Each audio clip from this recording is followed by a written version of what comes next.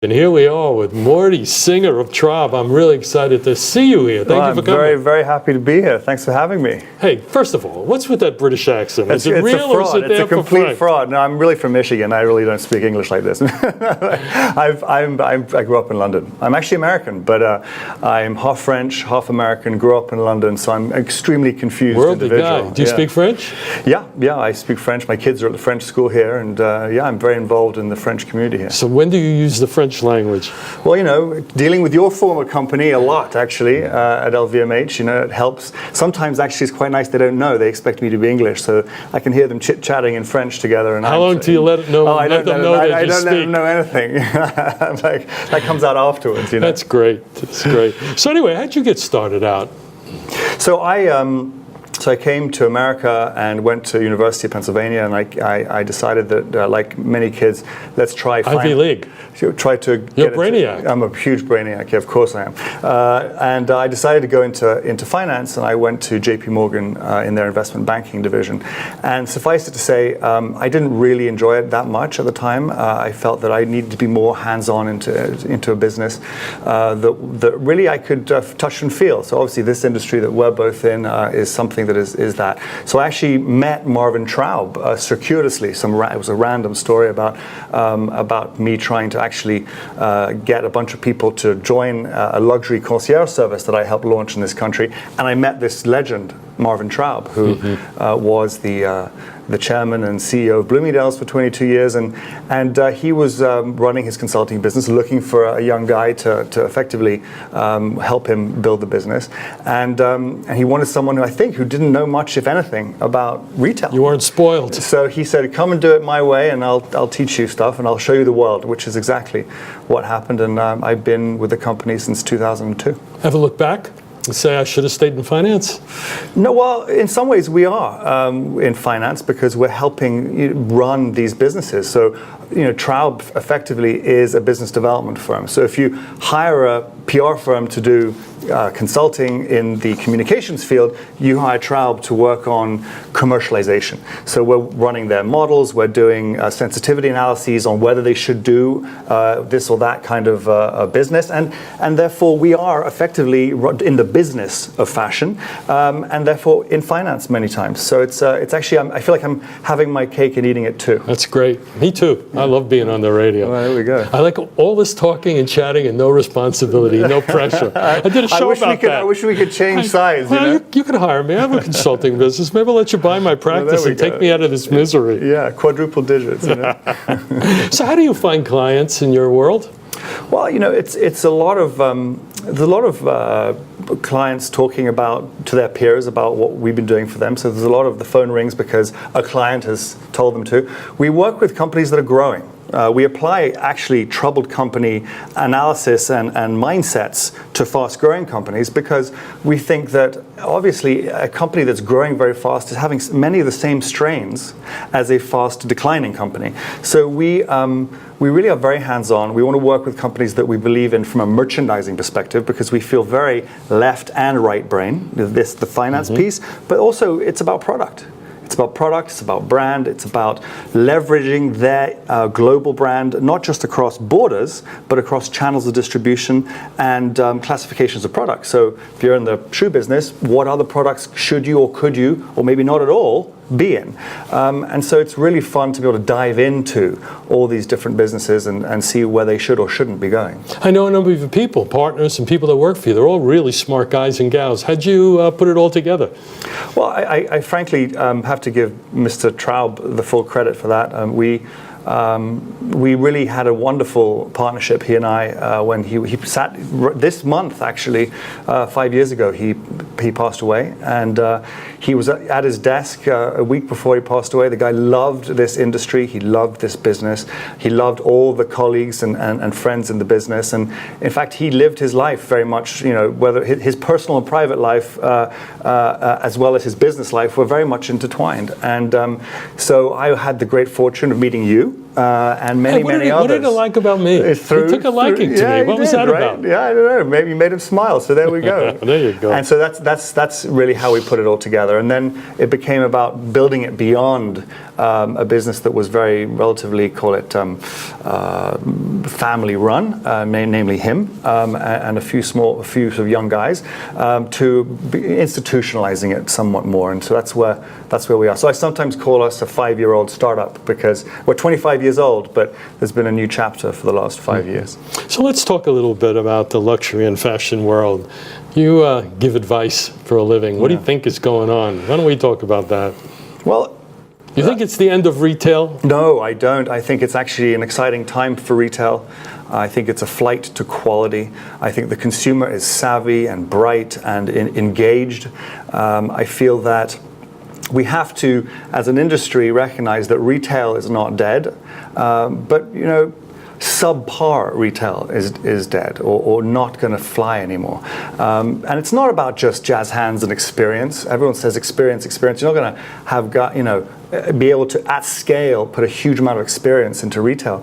But experience is not just about what happens in the store. It's about how one communicates with the customer, what differentiated product one has to offer them, what story sits behind that product, and it's the storytelling which is really the experience. And that is sort of a holistic 360 approach. And I think the industry became homogenized. Everyone decided that if a trend happened, they had to chase the trend. Therefore, you went to every department store, every specialty store would be offering in that particular time the same style, having been led by somebody. And because the speed to market obviously got quicker over time, people were able to effectively clone each other. And so when you have the same thing everywhere, the consumer feels it. And so I think, though, that the consumer has been offered many different options in the last, call it 5 to 10 years. And what's really exciting to me is watching these new initiatives. So, I think the industry as a whole, if you were to ask what's going on, right, I think there are 4 major buckets.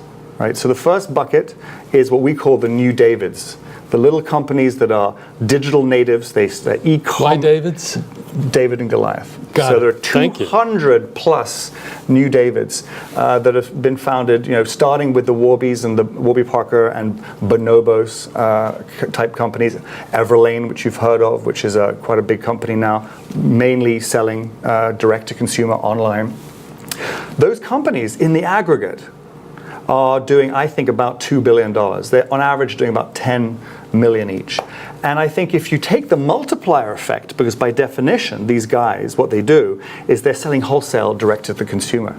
So they have a product, they're taking that value proposition, they're saying, look, we're going to disintermediate the retailer. What a word. Right? They're going to go around the retailer. Direct. And we don't have to have the markup that we would otherwise require because of rent and other such things. So at Bonobos or at Warby, etc., they're all giving you a product at, call it, half price, and maybe sometimes value more price. Value price, but it's not. But it's not on sale. But it's not on sale. It's their full price. But when you compare it against other brands, it's actually very affordable. But if you take that multiplier effect of product at a 2.5 markup, let's call it average, what you're really seeing is potentially up to $5 billion coming out of the traditional industry. So that's one bucket. They're taking it away. Yeah, they're taking it away. While we're here, why did, in your view, Walmart buy Bonobos? So I think it's brilliant that what they're doing, because everyone says it's impossible to swim upstream. Everyone says it's Walmart, therefore it's mass market. But they're the largest retail company on earth. And I think that what they've said is, look, we have this platform, we have this balance sheet, we have great expertise, great brains. Why can't we also have businesses that serve different consumers? Now, if you think of Walmart's mission or message, which is everyday low prices, well, if you're buying brands like Bonobos, it's a similar promise, but at the other end of the market. Right, so it's in keeping, I think, genetically with Walmart, even though it's a different kind of business. A little bit of a leap, but I understand your point of view. But then if you add that to Jet.com, which is therefore allowing them to start to compete with, with the likes of Amazon. In fact, Amazon specifically, obviously, I think they have the beginnings of, the platform beginnings of, a robust direct-to-consumer business. So you'd see Walmart continue to make acquisitions and create a conglomerate of brands? I think it would make great good sense, actually. I think Andy Dunn, who is a really solid executive and great creative in this field, in fact, he's one of the godfathers of this medium. Having him as the head of it, I think, is good. He's actually now going to be exactly that, the leader of this new division. So you like that one? I think it's great. All right, what else? Keep going. So the second of the 4 buckets is the rental business. So I'm a huge fan of the rental business. Some people say, I don't know about rental. Why would anyone want to wear something that someone else has worn?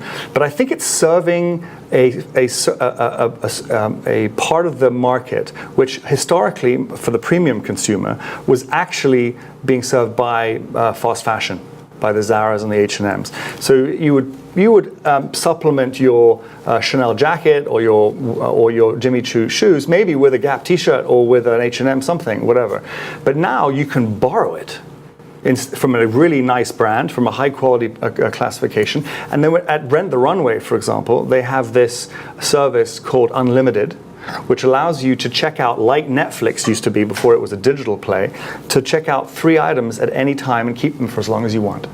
And I'm seeing women just be obsessed with this, and they're taking out $70,000 at retail a year of product that's being sent to them and flown through each individual customer on average. Jeez. So if you think about that, it's remarkable. And then there's Gwynnie B, which is doing exactly the same thing. Who are they?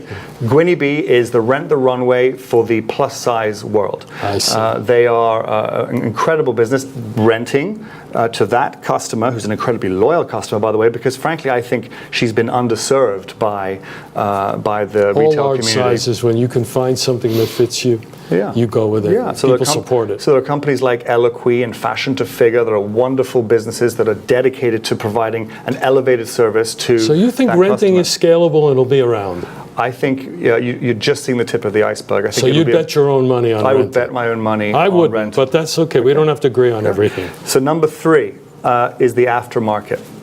So Poshmark or the Real are companies that effectively help women.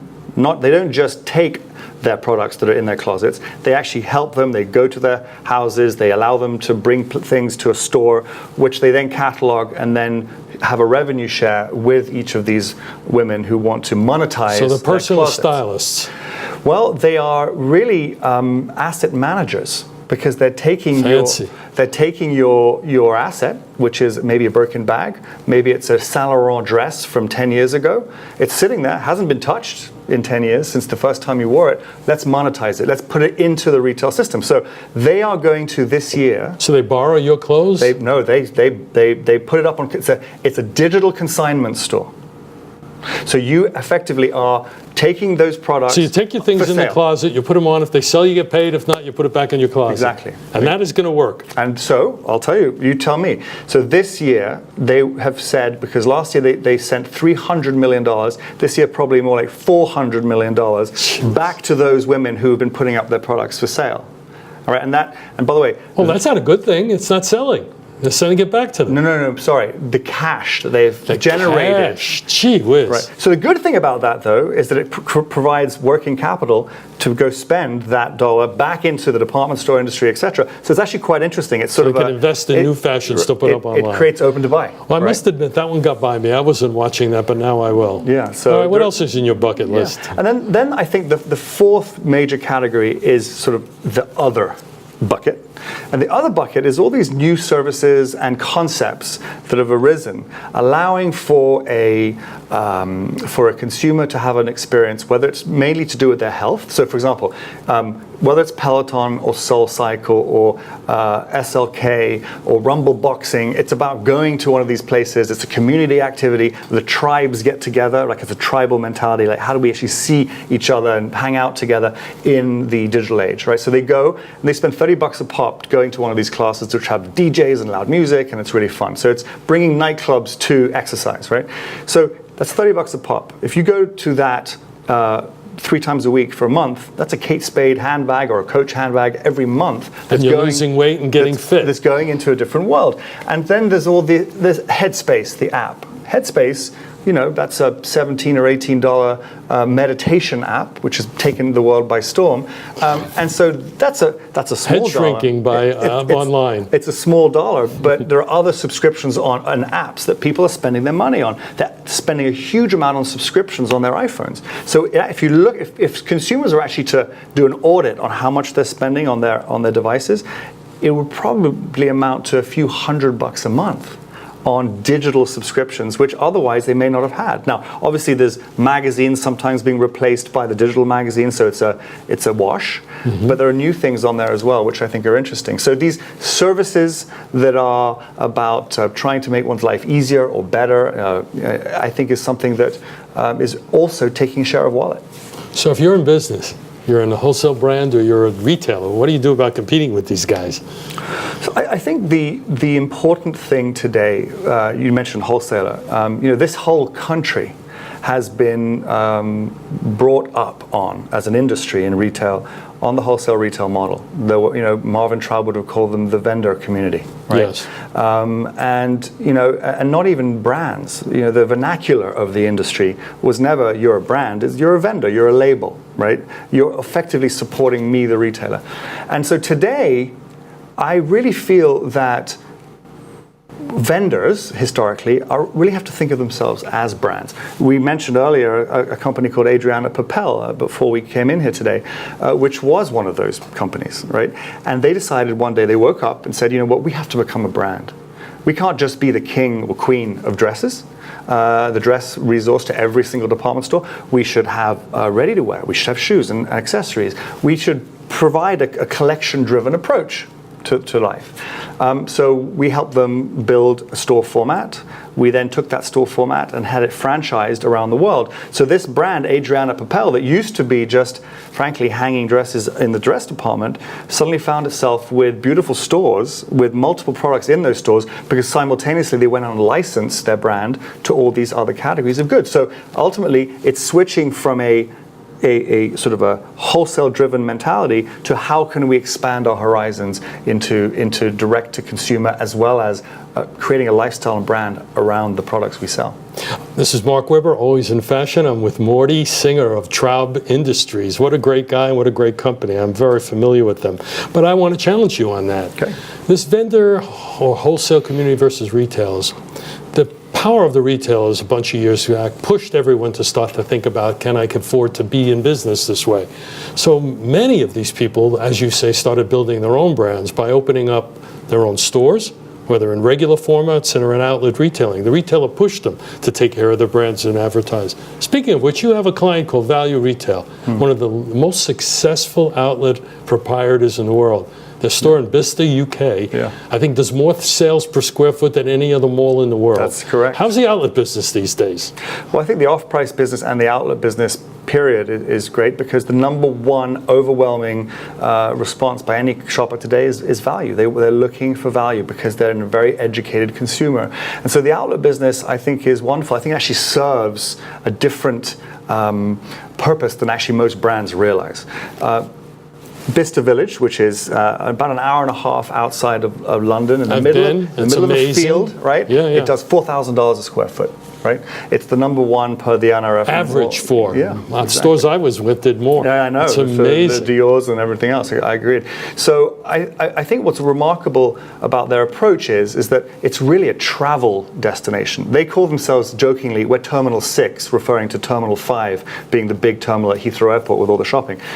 55 to 60% of their traffic at Bicester Village and La Vallée in Paris is long-haul tourists that come from more than 4 hours away by plane who are visiting the United Kingdom. And so when you come there and you see this beautiful village that has been finished, from architectural perspective to the highest level, you'd have no idea that you're in an outlet. No idea, absolutely. And then you walk into the stores and they're beautifully appointed and they have wonderful salespeople who know their stuff. And then you walk in and everything's 50% off. It's eye-popping to the consumer, right? So it's about shocking and delighting the consumer, and I think that's why they do so well. There's an example of brands taking care of themselves, as I said before. Yeah. Last time I had seen you, actually, you were trying to convince me to open a store in Shanghai in an outlet visit. That's right. How'd that do? It's doing very, very well. In fact, it's open. 2 of them have now opened since. I think with some of your former companies as well from LVMH. We've had an amazing opening. So it's still the same people. Actually, it's Value Retail China. They opened in two centers, one either side of Shanghai. The first and there was another one before they got there, right? Yes, well, the first one was in Suzhou, which is about an hour outside of Shanghai. And the new one is actually inside the Disney theme park. And so it is. That's clever. I sort of call it, which is exactly what they have in Paris in Euro Disney. So it was the same model and the same idea. I think it's going to surpass Bicester Village as being the most powerful mall in the world. Yeah, because it's about the Chinese customer who loves value, of course, as well. But also they travel so much within their country, and in recent years have really taken a step, as promoted by the government, to spend more of their vacation time in China versus always leaving and keeping the dollars in China. So I think it's been a great thing for them, and it continues.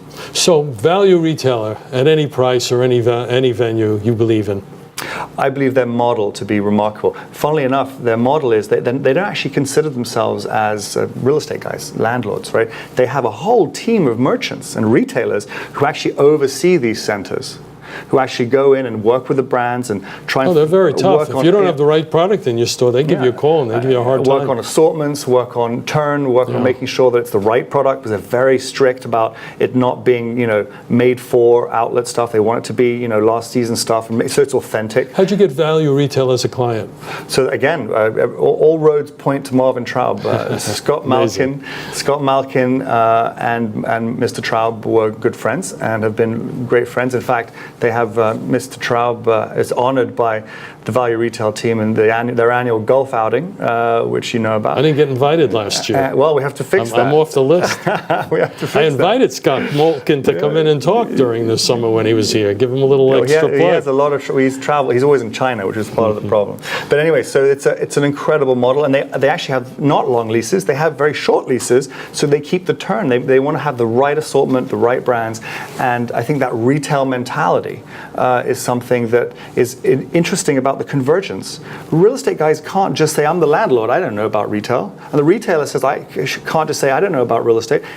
We're in the same business and we have to work together. And those companies, like, for example, Hudson Yards, that's being built down the road. That's what I wanted to talk about next. They think like retailers. Let's just take a second. Hudson Yards is a development that is taken on the west side of Manhattan. Yes. How many square miles, do you know? How many square feet? It's 20 million square feet. 20 million square feet. It's the biggest development in the history of the United States. And it's reclaimed from the railroad. It's not even reclaimed. It's actually being built on top of a working railroad.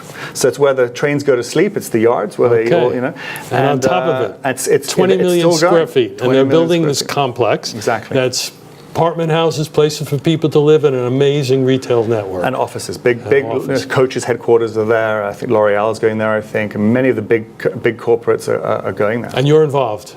So we've been advising Related for many years. We helped them with the Time Warner Center retail. We brought them to Abu Dhabi. We're building the Hudson Yards equivalent in Abu Dhabi.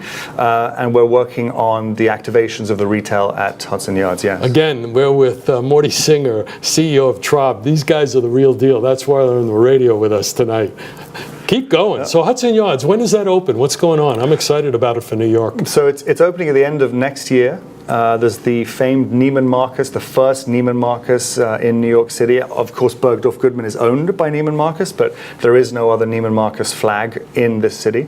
So they're very excited to have that. They're working very closely with Karen Katz and the whole team to make it the most spectacular thing. And what's wonderful about that whole project is the activation. It's the top of the High Line It's the High Line. It's one of the great tourist It's attractions. amazing. You introduced me to the CEO of the project in my former life, and I've sat there dumbfounded listening to the cleverness of building this thing in New York and the style and the luxury they're putting into it. Yeah, and they built a landmark in the Tom Heatherwick sculpture, which you can actually walk up to the top of. It's this huge sculpture. They're going to have, I think, the largest privately owned park in New York, right? So it'll open be to the public. Open to the public. It'll be programmed. It'll have a huge, what they're calling the kitchens at Hudson Yards. So food is very much part of the placemaking. And I think Ken Himmel and his whole team, and the late Howard Elkus, who helped design it. So how do you help them? Well, we help them with concepts and retail. Right, and making the placemaking that I was talking about. It's about how do you infuse a human touch into glass and steel, right? And so whether it's the architects, Elkus Manfredi, or whether it's the team at Related who have maniacally focused on the experience, it's been, frankly, they've been doing it for years. That's why Marvin works with them on Time Warner. So Neiman Marcus opens fall of 18? I believe so. I'm not sure exactly the dates. And the rest, when does it all start? It gradually all starts happening either the end of next year, 18, or beginning of 19. That's when people start moving into their offices. The offices and are there living now. too? Coach is there now. Oh, so the offices. Yeah, so it's already started. The phasing has already started, but the retail opens at the end of next year. To the I like beginning. driving. Can I drive my car in there and park? There's obviously a huge amount of parking they put in there. Absolutely, but there's the new subway that just opened up. But also, obviously, they have one in New York, a subway. I don't know about that. I've never been on it. Never been on it? Actually, the truth is, the last time I was on the subway was I came here. 1976. I'm not a fan. Is it nice now? I came here, right, it took me 13 minutes from the Upper East Side, and I think there's no other way to travel. Well, the traffic in New York is horrendous. You can't do it. You can't move around. It's unbelievable. I drive in every day. It takes me from Long Island maybe 40 minutes to get to the city, and then to get from one side, the east side, to the west, an hour and 15 minutes. It's crazy. Well, I think the subway is the biggest friend to retail in this city. Okay, that's good to know. I'm happy for everyone else who uses it. There we go. So being about the human touch, let's talk about, if it's okay with you, some brands. You're involved with Cristiano Ronaldo, the famous footballer, or we call it here soccer player, exactly. I have to tell you this story, by the way. I used to manage a company. You remember the brand Gant? Yeah. Gant was a U.S. company founded in the 50s, a great classic American brand, as you know. But of all things, it had a Swedish partner that was operating the business in the rest of the world, and they were based in Stockholm. And we owned the brand, our company at the time, PVH, and I was in charge of managing the brand and these licensed partners that are in Sweden. We always would fight with them. They had a better view. Now, the reality is we eventually sold them the company because their view of Gant was luxury, and we were footballing in the United States. We felt it had a better future with them, so we ultimately sold it to them. But here's the story. I was there one day. There was a CEO and he had two partners. I got in a fight with him. One of those, hey, we own the brand. You got to at least listen to me. And he says to me, you Americans, you think the World Series is a baseball game played in Yankee Stadium when the rest of the world knows that the World Series is a game called football that's played around the world. Good line, right? Yeah, that's a good line. It was a very good lesson on globalization. But anyway, Cristiano Ronaldo. So Cristiano Ronaldo Cristiano Ronaldo. He's Portuguese. He plays for Real Madrid. He's probably the most, if not one of the two most famous soccer players on earth. It doesn't hurt that he's one of the best looking, best fit guys in the history of the world. He likes to take his shirt off at the end of every game. I don't blame him. That seems to work. If I look like him, I'd go to work without a shirt on. So he, like a few other celebrities and influencers, have decided, how do I monetize my social media following and my fame beyond just my sponsorship deals? So he very smartly created the CR7 brand. The number 7 is his number. And CR7 has entered into joint venture partnerships with various classifications of goods. And we have partnered him into a JV which allows him to effectively launch his global denim line for men and boys. So he's starting with denim. Yeah, well, he had shoes prior in another joint venture, but the big one I think is now going to be this denim deal, which launches this year. Actually, it's not going to launch in the United States. It will launch overseas, where they know him better. Well, they know him here too, but it's obviously from a commercial perspective easier to start that way. Which first country? It's going to be mostly all of Europe to begin with, and then all Asia. at the same time, not Portugal and then rolled out all. Well, funny enough, the EU. his partner is very smart. They've decided to really try and see what they can them do direct-to-consumer first. So partnering with some of the big direct-to-consumer platforms, e-commerce platforms in Europe to start with, and in Asia, because as you know, the likes of JD and Alibaba are out there, and so I think it's exciting. But what I think is fascinating about how'd you meet him? How'd you get involved? Well, Same story. We have a team that is called Traub Celebrity, and they work on not just doing licensing deals, but really trying to work with partners who are celebrities to actually run their businesses and create equity value. We talked about corporate finance, right? We're trying to create value in their brands. So if you're a celebrity, you may be a movie star and you get your movie star revenue, then maybe you get some licensing revenue. We think you should have something more risky too, which is put your own investment into your own product. So Maria Sharapova, for example, is another incredible star that we work with. She has a candy business called Sugar Pova. Oh yeah. Yeah, and it's a little bit like a. How do you find it? And it's lovely. It's delicious. It's candy, but it's fun. It's sort of her alter ego a little bit. Stores or online? It's online and distributed through all the big supermarkets and stores that you'd expect to see it in. Does she make appearances? Oh, all the time, yeah. She loves it. It's really a great passion of hers because she's an entrepreneur. She also invested in and is a partner in a brand called Supergoop, which is a sunscreen. So she's really investing her dollars, hard-earned dollars, into business, and I think that's a wonderful thing to do. Everyone comes to I love seeing female athletes become entrepreneurs. Yeah. I just love it. But they all show up, and many people come to our office and say, "Hey, I want to be Dr. Dre. I want to be Jessica Alba," who both respectively made Beats and The Honest Company. And we're like, "Well, you have to blood, sweat, and tears, man. You got to really work at it." And these people are doing that, and George I'm proud of them. Clooney just sold a vodka company for a few dollars. The best tequila brand, Casamigos, it's called, for I think $700 million to Diageo, and he worked at it. He worked at it hard, man, with Randy Gerber, I think is his partner, and it's great. And by the way, he didn't put his name on it. Are we going to get Maria Sharapova to come on the show? Well, I'm sure. Let's ask her when the tennis is in town. If she wins, she'll be more than happy to do it. Well, she's got to win to come on. She's got to win to come on. She was. Can we spike the balls when she's playing with them? No, she's fantastic. So who else, you celebrity, could you share with us that you're talking? Those are two big ones. Anyone else? We should move on. Those are the main ones. I think we should move on because ultimately, we treat all of our clients. I'm moving on because I don't have either one yet on the show coming in. You haven't committed. Exactly. So you're in the luxury business. Yeah. MCM. I've seen the label my whole life. To be perfectly frank, I don't know enough about it. What is the MCM? So MCM is a brand that originally was German, and it was, in fact, in 1985, it had a multi-centi-million-dollar business all over the world, and then over the leather goods. Leather goods, yeah. It's predominantly leather goods. It was then purchased by an incredibly strong executive and entrepreneur named Sung-Ju Kim out of South Korea.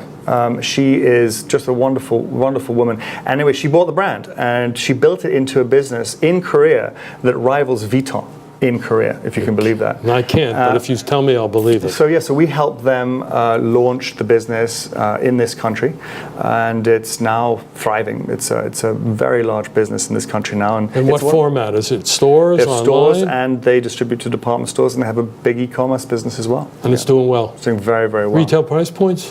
I would say it is, it's luxury price points, but they have quite an elastic price point too, so they come to have a nice opening price point. So they span the price gamut. Yeah, exactly. They go on sale ever? Sometimes in some classifications of goods, but they're not as vehement about never going on sale like some of your former colleagues. And they happy with you as a partner and a helper? Yeah, we've worked with them. We worked for about 7 years straight. Once the business was set up more formally here, so we handed back our assignment to the new management that was put in place. So that's what we do. We in fact part of the gig with us is to build something so that we can fire ourselves, because ultimately we're not in the business of being around forever. It's not cost effective for our clients. I was going to ask you that. That's the symbol of success in your business, that you get people up and running, growing to where they need to go, and you can walk away. Yeah, and in some cases, when it's not in those cases, we're helping oversee or run a division, like the Borghese business. I was going to ask you about Borghese. I saw them as a client. Yeah. Who are they? What are they? So Borghese is one of the heritage, if not the first, skincare brand out of Italy, which is very much steeped in the tradition of spa culture in Italy. And it's a person's name? Yeah, it's Princess Borghese, who was a Roman princess, and it was her brand. And she decided Help me in history here. When was there a monarchy in Italy? There was a few monarchies actually in Italy. When was the last one? Do you recall? Yeah, we'll have to look that look one it up. Yeah, all right. But I think what's wonderful about that is that there was a Borghese family. The Borghese family. Is that where the park is in Rome? The Borghese Gardens. There you go. So That's the family. If you go to the website, you will see that all of our branding is done at the Borghese Gardens. We just relaunched the brand with a very high impact marketing campaign and branding initiative, and it's really beautiful. And what's fascinating about it, when you think about it's a lot of mud masks, right? 10 years ago, people would say, mud masks, it takes 7 minutes. Who has the time, right? But today, I like the way you say that. Can you say that again? What are they? Masks. Masks. The masks. Mud masks. Mud masks. I got that right. Mud masks. He makes fun of the English accent. Yeah, there you go. Anyway, so the masks are something that today. Wait a second. You show up with that English accent. You got them hooked, right? Yeah, there we go. I walk in. I'm from Brooklyn. It doesn't sound right. Mud mask. I need you to join me with my mud mask. Put it this way. I'm not moving back to England anytime soon. This is Mark Weber on Always in Fashion. I'm with Morty Singer, the CEO of Traub. What a great company and what a great guy. So Borghese, it's working. Mud masks. It's working. So the millennial customer is all about experiences and selfies. Right? The beauty industry is on fire right now because everyone's so obsessed with the way they look, more so than ever before. So whether it's a mud mask, which is an experience, but also makes your skin glow, and Borghese being the heritage company that does this, it's just doing incredibly well. So we're very proud of that initiative, and we currently, in that instance, are running the business on behalf of the board and the ownership. So it's an exciting one. Based here or there? Based actually out of New York now. So the company is actually based out of So would you hire a chief executive for them? So we have Jeff Lurie is the interim CEO, my partner Jeff Lurie. We have a wonderful executive who is effectively the chief. Time out. I got another story for you. Jeff Lurie, your president. You ready? Yeah. So I was at PVH at a period in time we were looking to make an acquisition. We ended up buying Calvin Klein, but one of the things we were looking at was North Face. Yeah. So myself, CEO, I was the president of Time Flight of the West Coast. We go, I forget where they're located. Someplace really pretty. Yeah. We go in to have a meeting with North Face. They're up for sale, and this guy positioning another guy with an accent. I think his is South African. You're right. So we're sitting there, we're talking to him, we're going back and forth. The guy is incredibly bright and honest. That's the part I liked about him. You know, companies are for sale, they're either doing well. He was in a turnaround mode. They were trying to fix it. And he was being very honest with what was wrong and what he thought needed to fix, and he was very convincing. We're sitting there, we took the break for lunch, and we're sitting there playing. I said, beautiful place. You ever play golf? And he says, yeah, it's amazing to play golf. I said, you live here? I said, no, I live in Long Island. Whereabouts? And he says to me where he lives. I said, what club do you belong to? He and I are in the same country club. Funny. That's how I met Jeff Lurie in the West Coast from North Face, who now is your president. Well, there we go. Yeah, so he's, and my partner. So he's running Borghese. He's running Borghese, among other things, but he's very much, so we have a wonderful executive who's the effectively CMO of the business, named Sarah Stein, and she's doing a wonderful job at restaging this whole business, which has a significant business in China, by the way, which we operate and own ourselves, which is quite rare for a beauty business. So it's an interesting time. What a company you're running. I'm impressed. Oh, thank you. Let's just shift, if I may. You have some very unusual clients that I'd like to talk about now. First, I happen to know who Tata is. Yeah. For those of you in the audience who don't know, Tata is a huge conglomerate based in Italy. But why you should know them is they own Jaguar. How do you say Jaguar? Jaguar. Jaguar, like me. Yeah. They own Jaguar and Land Rover. Yeah. Right? That's the Tata we're talking about. Exactly. So what do you do with them? And the Taj Hotels in India. Yeah. I didn't know They're an Indian that. company. Isn't there a Taj Hotel here too? Yeah, the Pierre. The Pierre, they own that too? Yeah. And they have one in Boston, I think. Oh, very cool. So what do you do for them? So we have undertaken quite a few studies over time with them on retail. So we worked with one of their retail divisions on bringing brands to that country. And then we actually worked with the Taj Hotel Group. Mainly the main assignment was for Mr. Ratan Tata himself, who loved brands. He actually came to us one day and said, "Why is Ralph Lauren not in India?" And so we answered that it was complicated and not always the biggest market for them. But so he said, "Would you effectively help us try and do that?" So we worked through the hotel group to create a luxury retailing division to bring luxury brands to India. To hotels or in total? No, in total. So using the luxury infrastructure of the hotel group and partnering them with a local retail operator to bring these brands in. Last time I really looked closely, the hotel business for luxury was fine, but malls, et cetera, wasn't doing all that well in India. Has it changed?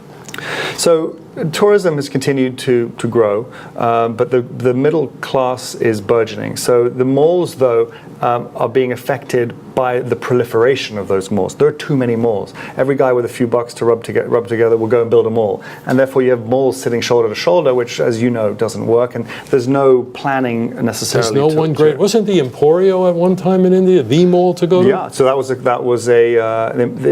was called Emporia on Nelson Mandela Road, and we helped them launch it. They were a client of ours, DLF Group. And so India is an incredible market, but the digital native platforms like Flipkart and now Amazon India are really putting the squeeze on the retailers and the brands just the way they are here, but even more so maybe in India because of the low cost of distribution. So it's much easier to get something from point A to point B in India because of the labor costs.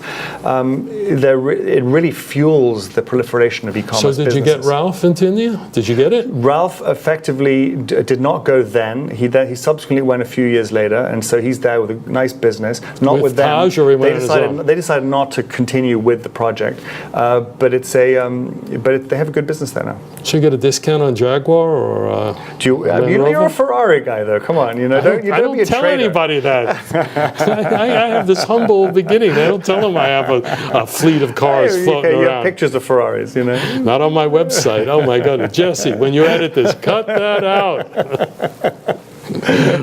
So you also work for MoMA, the Museum of Modern Art. That's impressive. Yeah. So I love what they're doing, and they asked us to do a study on what were the opportunities beyond their existing fleet of stores and on their website. And it's a globally known brand. It's a brand that is revered and recognized. For extensions? Well, to actually they have their own retail store, and so the idea was can the MoMA business, there was a study, all right, can the MoMA business exist in other forms and with partners in other markets? And I think they've done some of that in Japan already, and the idea was what else?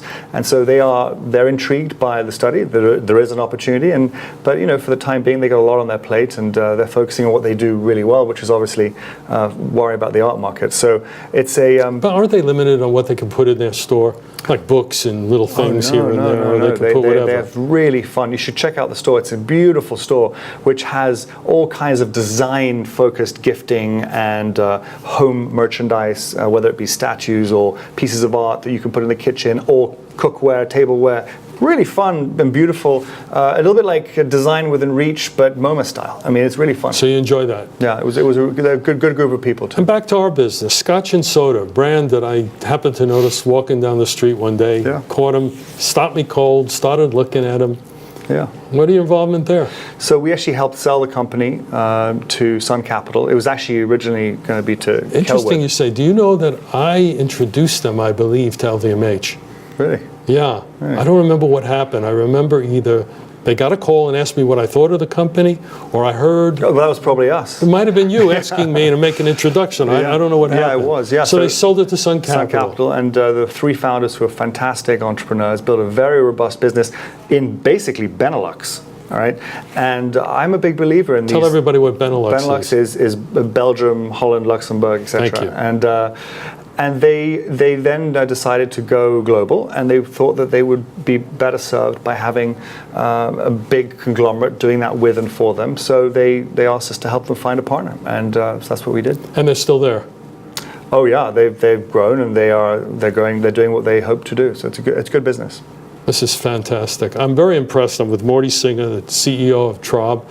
Great company. I knew Morty. I met Morty through Marvin Traub, who I talked about earlier. But I'm excited to have you here. Let me ask you one most important question, and then I'll let you ask me one. What's the future for our industry, luxury and fashion? So one of the things that I think is important for luxury brands to embrace very, very carefully and with gusto, and they haven't yet, is e-commerce. The industry, which typically is a trailblazer in branding, has been way behind the 8 ball on embracing e-commerce themselves, let alone partnering with other people. So the marketplaces, the luxury marketplaces, which is effectively the malls in the sky, in the cloud, digital malls. We're involved with one called Orchard Mile, which is, think of Madison Avenue in the sky, but with a universal shopping cart. So you can shop all your favorite brands directly. Okay, stop right there if I may. How in the world, if I'm a luxury customer, I got to find Orchard Mile? I'd like to think I know what's going on until I talk to you just now. I never heard of it. How do we find it? And isn't that part of the problem? Well, you see, one of the things that's wonderful about these companies is that they spend their money in a very targeted manner. So Orchard Mile or Farfetch or Shop Spring or List are all these marketplace platforms. They are looking for, in particular, in the case of Orchard Mile, a 38-year-old woman. So as you don't qualify, you're not getting the marketing, which is all digital marketing. So they're very effective digital marketers to bring their eyeballs to these sites. Yeah, they're using the Facebook and Instagram algorithms as well as Google Shopping to target a certain kind of customer so that their spend is effectively optimized, as opposed to obviously putting up a billboard. You don't know who's seeing it. So Louis Vuitton Moet Hennessey just came out with a website called 24 Sèvres, 24 Sèvres. Thank you. There you go, the French accent, which I think is the address of of Le Bon Marché. Le Bon Marché. Look how he sounds. Oh, I love it. I miss it. I spent 9 years listening. Yeah, absolutely. 9 years of that accent. I miss it now. So anyway, how are they going to draw people? Same thing, you think? They're going to target people on the internet to let them know? Same thing, but in their cases, which is fascinating, they have the brands. They have a wonderful portfolio of some of the most beautiful and recognized brands in the world. And I think partly 24 Sèvres will be powered by Bon Marché, but also have a component whereby I don't know exactly the details of which brands, but let's assume Vuitton. You think Vuitton will close its own site because of this? No. No, not necessarily, but they will. It'll have an effective. It'll be a catalyst, so it'll sit back on and forth as well, so the brands could all sit in one environment, and hopefully at one time for them be able to say, okay, someone comes into 24 Sèvres from Mumbai, goes on to try and buy something from Fendi on 24 Sèvres, but can have it fulfilled from the store in New Delhi or Mumbai and have an omni-channel approach to it. That's very powerful for them. So you believe that's the future? I interrupted you, I apologize, but the future of retail is making sure you have an online presence. Well, you see, I'm not, everyone loves to be so binary on everything. What's right? binary mean? Well, it's black or white. Okay, right? got it. If you do this or that, or otherwise, it's either digital or it's retail, brick and mortar. And the truth is, the two work together incredibly symbiotically, and they really are fueling each other. So I'm actually incredibly bullish on the effect of e-commerce on the industry as a whole, because what does it do? It syndicates out that information and product to many eyeballs all over the world. And so one of the things that the luxury brands say is, well, if it's ubiquitous, if it's seen by everyone everywhere, then it's not luxury. And I would say, well, in fact, if it's an amazing service, luxury is about time as well, and service and touch. And if you can give that customer the experience of being able to shop it easily, then surely the feelings she has towards you will be much greater than if you try to put up a hoarding and say, no, we're not going to help you in this way. So for me, service trumps perceived exclusivity. So very bullish. I'm also very bullish. I'll tell you why. I said it, I think, last week's show. I've seen Star Trek and I've seen Star Wars. They're still wearing clothes. Yeah. There's a future. That's true. Any question for me? Well, you've been doing this for a long time. What do you think is the sort of prognosis on the industry? And do you feel that the consumer specifically has shifted? Is there a mind shift in how he or she is shopping and feeling?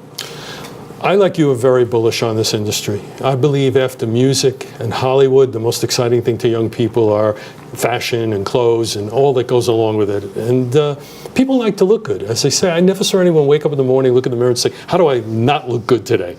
You know, they care about the way they look, and they care about fashion. They communicate through it. So I'm very bullish on where we're going. I think the difference is now that technology has gotten to a place where people want what they want, when they want it, and the way they want it. Yeah. Getting that mobile ready. I myself, I'm on the phone all the time. I'm always looking. You know, I'm interested in a brand right online. I look at it on the phone. I'm ready to buy. Yeah. So I think the future is based on people making sure that they can get products to people the way they want them, when they want them. Not a lot of time for leisure these days. Yeah. Between working, school, whatever you're doing, life is so frenetic. It is. And therefore, making it easier for people to find your product, giving them a fair value, and never being mediocre. Mediocre kills everything. It sure does. That's the big difference now. You describe walking to stores and seeing the same thing over and over. Everybody gets on a trend. Yeah. I could point out stores where one floor is dedicated to modern, Yeah. and it's 500 choices of the same white shirt with a tipping on the collar. So I'm very bullish on it. I think it has to be special. I think product always had to be special. Yeah. I think people will find it. Yeah. So with that, I want to thank you, Morty Singer, CEO of Traub. Great guy, great company, and I really appreciate you coming in and hanging with us Well, tonight. it was really fun to be here above all, and thank you so much for having me. My pleasure. Thank you.